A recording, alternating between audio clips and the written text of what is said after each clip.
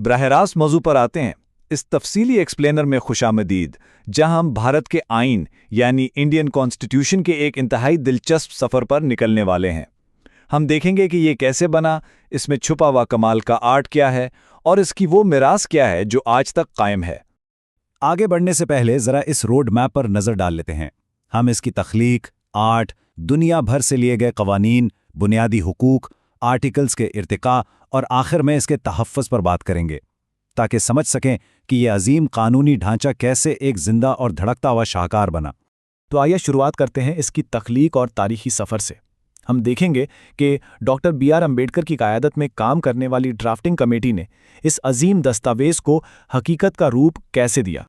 یہ time line اپنے آپ میں حیران کن ہے۔ ذرا سوچئے، اس ڈرافٹ کو مکمل کرنے میں پورے 2 سال 11 مہینے اور 18 دن کی کڑی محنت لگی۔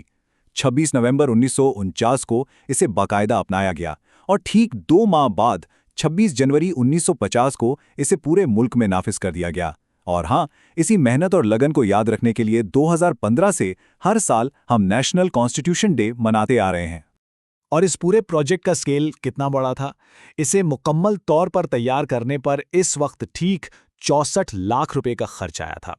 اس بے مثال محنت اور تحقیق کا جو حتمی نتیجہ نکلا، وہ ایک انتہائی جامع دستاویز تھی جو اپنے تمام حصوں اور شیڈیولز کے ساتھ بالکل 251 صفحات پر مشتمل تھی۔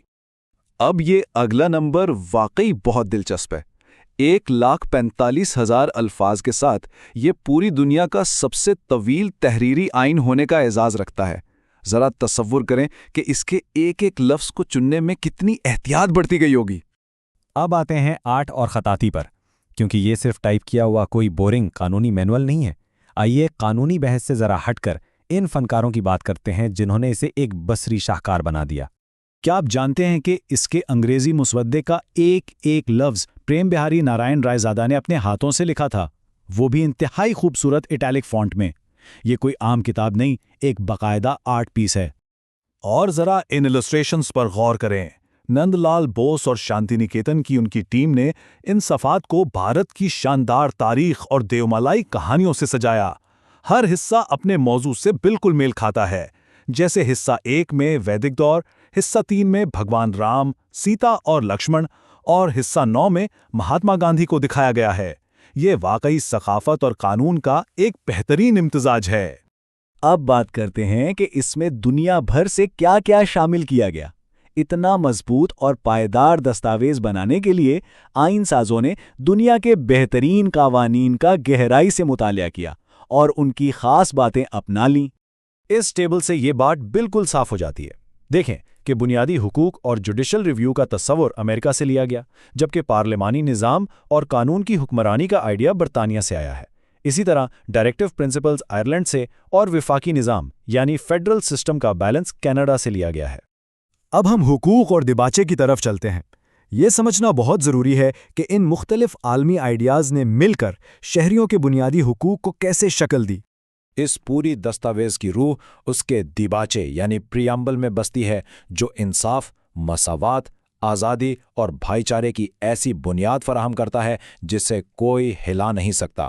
یہ آئین کے جذباتی اور اخلاقی مرکز کی عکاسی کرتا ہے۔ انہی اقدار کو سامنے رکھتے ہوئے یہ آئین شہریوں کو 6 مخصوص بنیادی حقوق کی ضمانت دیتا ہے، جن میں برابری اور آزادی کا حق، استحصال کے خلاف حق، مذہب کی آزادی اور ثقافتی اور تعلیمی حقوق شامل ہیں۔ اور ان سب سے بڑھ کر آئینی علاج یا کانسٹیٹیوشنل ریمیڈیز کا حق، جو شہریوں کو اپنے حقوق کے تحفظ کے لیے سیدھا سپریم کورٹ جانے کی طاقت دیتا ہے۔ اب آتے ہیں آرٹیکلز کے ارتقاء پر۔ ظاہری بات ہے کہ وقت گزرنے کے ساتھ ایک زندہ دستاویز کو حالات کے مطابق ڈھلنا ہی پڑتا ہے۔ یہ موازنہ دیکھیں کہ کیسے شروعاتی 395 آرٹیکل سے بڑھ کر آج یہ تعداد 470 تک پہنچ گئی ہے۔ حصوں کی تعداد 22 سے 25 ہو گئی اور شیڈیولز 8 سے بڑھ کر 12 ہو گئے۔ مطلب بنیادی ڈھانچہ وہی رہا، لیکن نئی ضرورتوں اور قانونوں کے لیے بڑی کامیابی سے جگہ بنائی گئی۔ اور آخر میں اس کا تحفظ اور اس کی میراث۔